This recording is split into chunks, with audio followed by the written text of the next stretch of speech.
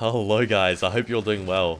Now today we are back and I'm playing some Warzone. I don't know if you guys have been playing this, but it is a really fun game. And while I've been struggling to kind of make time to actually get some YouTube videos out, I've been grinding a lot of Warzone and actually doing pretty well in it. I think I have like 30 wins now, like almost a 4KD. It's been going really well, and I don't even play for wins. I just play to get lots and lots of kills. This gameplay here is fucking 20 kills, guys. And we're just absolutely fragging out with the boys. So I'm just going to show you guys the loadout that I've been using to get a lot of my kills lately in Warzone, and it's probably my favorite loadout right now. Obviously, almost everything's viable in Warzone. However, this loadout right here, it happens to be my favorite as of right now.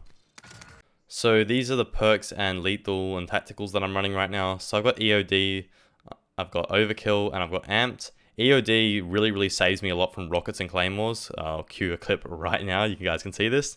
So I've been on the airfield fragging out with the MP7, already picked up heaps of kills, but there's another squad that's mostly on the roof. That guy ran up though, so I went and killed him. 1v1's always nice to take when the rest of the squad is on the roof and can't save him. Other guys have already pushed up. There's going to be another guy in this tent here. I don't know that yet.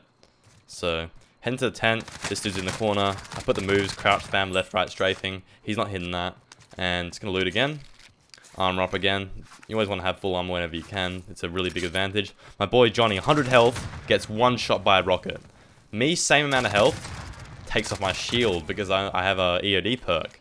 So that perk just saved my life, and if he got that kill, he would have finished Johnny and he would have finished me. So we would have both went to the gulag. Instead, we both survived. We killed the squad, and it's an easy win for us. So the rest of the perks aren't as important. Heartbeat scanner is really good because you can check buildings before you enter them. And C4 is really good because you can get rid of building campers and, get rid of vehicles really well with that. Antish is also just a nice perk because I like to be able to pull out my sniper and just headshot someone who's got scope glint at me. So many times I'll see someone sniping at me, I just jump, whip out the sniper, zoom in as I'm jumping, and by the time I hit the ground, the dude's already dead. So it's a really nice perk to have, and I definitely recommend that one. Anyways, onto my MP7, this is what we're going to be running. So, I have Monolithic Suppressor, Recon Barrel, Viper Reflex, Merc Foregrip, and 60 round mags. So the Monolithic Suppressor is one of the best attachments in the game right now, along with any barrel that extends damage range, which will be the Recon Barrel. So basically the best stat for Warzone is pretty much damage range and range. Those are the two important ones because all of our fights are going to be at long range usually, or long range compared to multiplayer. So you want to use upgrades that kind of extend your range out. So we're going to pick the Monolithic and the Recon Barrel there. Now for the sight, you can run iron sights on this gun, and if you do that, I'd recommend probably putting a tac laser on there because it has almost no downsides, or maybe running no stock, or there's also a stock that increases your movement speed, which is another really good option. Anyways, if you run it like I do, you'll run a reflex sight because seeing people really clearly while you're aiming is super important, as hitting shots in Warzone is more about aiming for the head than it is in regular multiplayer. So I like the reflex sight because I'm kind of colorblind, and the red one is harder to see than the green one, so I like the Viper Reflex with the green dot. I also like running a Merc Foregrip here. The reason why I use that is because it helps you hip fire along with some recoil control. So hip fire is another really important thing for SMGs. If I can improve that wherever I can, I'll definitely do that. And then finally, 60 round mags. Guys, check out this clip.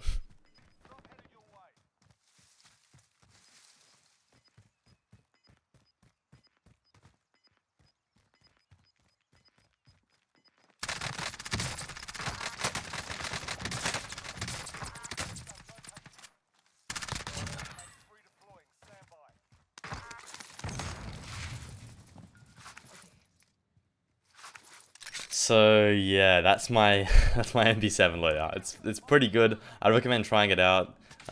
Just look at what the attachments do, and if you like something else, definitely just try that out. But this is what works for me. Anyways, onto my HDR. This is what I'm running. So it's more of a long range setup. So I maxed the range out with the Monolithic and the 26.9 barrel. But I also want to make sure that the ADS is as fast as possible. So I'm using a tac laser and then the stock that decreases the ADS speed.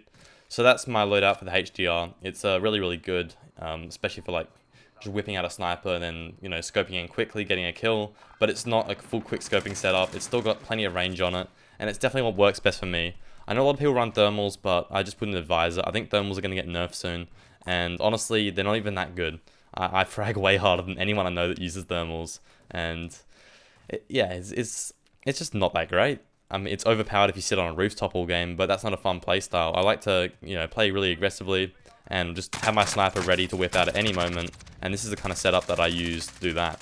A little tip with the HDR though is that there is a reticle that you can unlock, and it makes a nice clearer kind of cross reticle instead of the circle arrow one that you have by default. Anyways, use whatever you want. I'd recommend trying different things out, but this HDR, as you see there, just whip it out, hit the shot you need to hit, and I can easily just, scope back in really quickly, aim at head height, and get the kill. But in general, I would recommend, of course, just don't run thermal. Don't get too used to it. You'll be a better player if you get used to not running with thermal and playing more aggressively. Every single BR you have players that, play really passively and only play for wins, but the players who end up being the best at that game are the ones that go for kills, work on their mechanics, and then when they actually play for wins, surprise, surprise, they win almost every single time. So, talking about the playstyle that I have with this loadout. So, as you guys can see in this gameplay, rush, rush, rush. I rush almost every single one of my kills.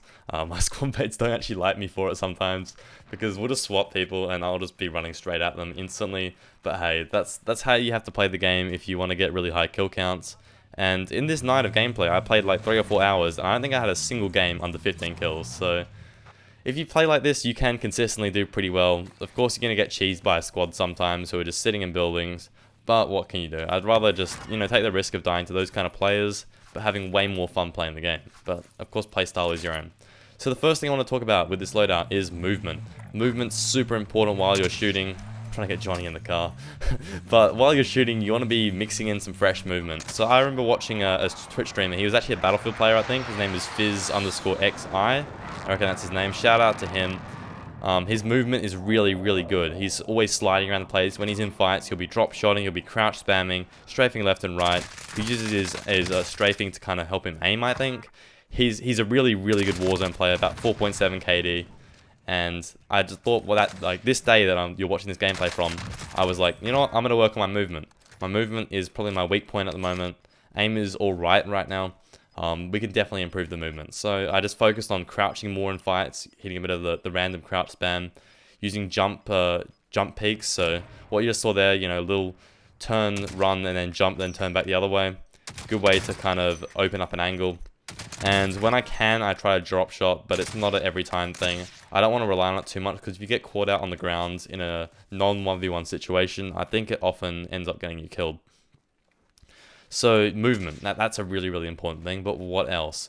Well, aiming for the head. You don't see me doing it all the time with the MP7 right now, but as I'm kind of getting more and more used to the MP7 past this gameplay, I'm aiming more for the head, and it is a really, really useful kind of thing.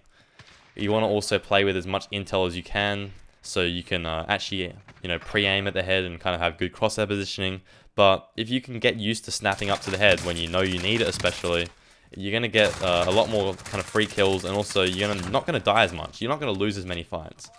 So in that situation there, that wasn't really anything special, but whenever I can, I do try to, go for the head, and also just know your ranges. So the MP7 is an SMG, and when I first started using it, I kept on going on and off, and you can ask my friends about this, but I used to use the M4, and the HDR, same loadout, but with an M4. And I like that because it promotes a lazy kind of style where I'm willing to use the M4 at every single range. I never have to switch guns. But with this loadout, you have to understand that you are using an SMG. It's not going to have infinite range. It has pretty good range for an SMG, and we've kitted it out to kind of maximize that. But it's not an M4. So I was shooting people, and I stopped shooting because I expect them to be dead. But they're just not, because I'm not using an M4. And I had to learn when to pull out my sniper, when to not even shoot and just run up a bit closer, and it all ended up paying off. So now I'm just like getting good with the MP7. I win all my close range fights with it because it's an absolute god gun up close, and when I have to, I snipe, and I'm getting better and better with the sniper, so that's becoming less of a problem.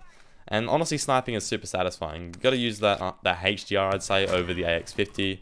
I mean, it is technically the better sniper, but if you like the AX50, I used to like it a lot too. There's nothing wrong with using that. So, on to the last kind of point I want to make with this gameplay. One thing you want to be doing is, it's with the Warzone gameplay in general, but you want to be maximizing your kind of utility. So always make sure you got UAVs up. UAVs are so overpowered in this game. And how we like to play, this is our kind of play style. You want to land on a search bounty. Everyone goes and gets the crates, and once you do that, you have 6 grand. Now between you, you only need 2,500 left to actually get the loadout, and that should be easy. 3 players easily get that kind of money, and once you do that, you can afford your loadout drop, and you're good to go. Now what we do after that is we like getting a killing bounty, because they give you a lot of money, and we're going to be fragging anyway, so we may as well get free intel on where someone is, and we just go do heaps and heaps of kill bounties. On this game, we did like so many bounties, and we made so much money from it. It was a really, really good situation. So that is kind of my playstyle. You want to be using UAVs and using kill bounties to fund those UAVs, and you kind of just get unlimited kills. It's not the highest kill tactic. I know for the kill records, what people do is they land in different spots and they all frag out. But I don't really care about BR kill records, to be honest. I'm fine just getting 20 kills, and you know, I'll have more fun playing with my friends rather than running solos. Anyways, this game is coming to a close. I'm going to let it close out. We're going to get a few more kills here. I end up getting knocked, but my teammates do close out the round. We make it a really easy situation. And I just die doing some dumb stuff. So when I die, I should have armored up. You'll see when it happens, but I didn't armor, and it ends up costing me the life. I could have definitely killed that guy with even 1 plate. I'm going to kill this guy in here. He's free. And that's the kind of player that you just don't want to be that guy, because he's not getting any mechanics by sitting in that hut, and he's going to end up being a bad battle royale player because he doesn't actually go for fights. So definitely play for fights. Try using this MP7 loadout. Let me know what you guys think. Just heads up, you have to play aggressive with it. You can't be sitting on a roof with it. But if you do learn that aggressive playstyle, master your movement, and have some decent aim along with all of that, you're going to have a really, really good time. Anyways, I hope you guys all enjoyed. I'm going to be trying to get a lot more Warzone out soon. I'll show you guys some settings that I reckon could really help you out with the Warzone. And of course, more and more gameplay. Got more loadouts to show you guys. Just got heaps of cool stuff that I've managed to get done so far in this game. Anyways, hope you all have a good time. Take it easy, boys. Peace.